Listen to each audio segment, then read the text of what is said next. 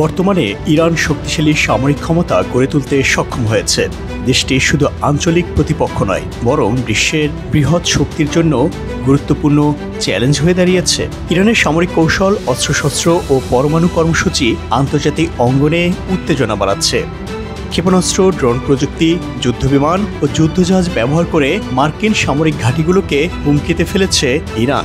শুধু তাই নয়, ইরান মুসলিম দেশগুলোর ঐক্য গড়ে তুলে একটি শক্তিশালী প্রতিরোধ গড়ে তোলার চেষ্টা করছে। ইরান সামরিক উন্নতির জন্য দীর্ঘদিন ধরে ক্ষেপণাস্ত্র প্রযুক্তি ও ড্রোন প্রযুক্তিতে গুরুত্ব দিয়েছে। ইরানের শাহেদ কামিকাজি ড্রোন এবং খোররাম ক্ষেপণাস্ত্রের ক্ষমতা অত্যন্ত শক্তিশালী। এই ক্ষেপণাস্ত্রগুলোর পাল্লা প্রায় 4000 কিলোমিটার পর্যন্ত বিস্তৃত। ইরান এসব প্রযুক্তি ব্যবহার করে যুক্তরাষ্ট্রের মধ্যপ্রাচ্যে অবস্থিত সামরিক ঘাঁটিগুলোর বিরুদ্ধে হামলা চালাতে পারে। বিশ্লেষকরা বলছেন, ইরানের সামরিক কৌশলে তার ক্ষেপণাস্ত্র ও ড্রোন প্রযুক্তির উপস্থিতি আঞ্চলিক নিরাপত্তার জন্য এক বড় পরিবর্তন আনতে পারে। উদাহরণস্বরূপ, মার্কিন সামরিক ঘাঁটি দিয়েগো গার্সিয়া, যেখানে অত্যাধুনিক B-2 বোমারু বিমান মোতায়েন করা হয়েছে, এটি ভারত মহাসাগরে অবস্থিত। এটি ইরান থেকে প্রায় 3900 কিলোমিটার দূরে। তবে ইরানের ড্রোন ও মিসাইল দ্বারা সহজেই নিশানা হতে পারে মার্কিন ঘাঁটি। বিশ্বের অনেক শক্তিশালী দেশ, বিশেষ করে যুক্তরাষ্ট্র, ইরানের পরমাণু কর্মসূচিকে একটি বড় হুমকি মনে করে। তবে ইরান দাবি করছে তার পরমাণু কর্মসূচি শুধু শান্তিপূর্ণ উদ্দেশ্যেই।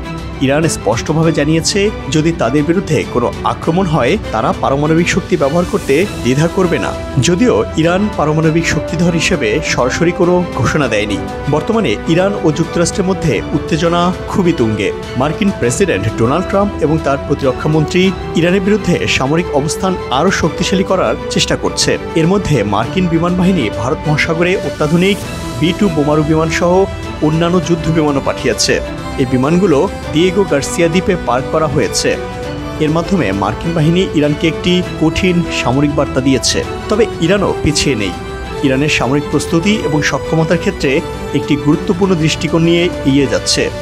মার্কিন বাহিনী এখন পর্যন্ত বিশ্বজুড়ে একাধিক সামরিক ঘাঁটি স্থাপন করেছে, বিশেষ করে মধ্যপ্রাচ্য অঞ্চলে। কাতার, বাহরাইন, সৌদি আরব, সংযুক্ত আরব আমিরাত ও ইরাকের বিভিন্ন সামরিক ঘাঁটিগুলো ইরানের লক্ষ্য হয়ে উঠতে পারে।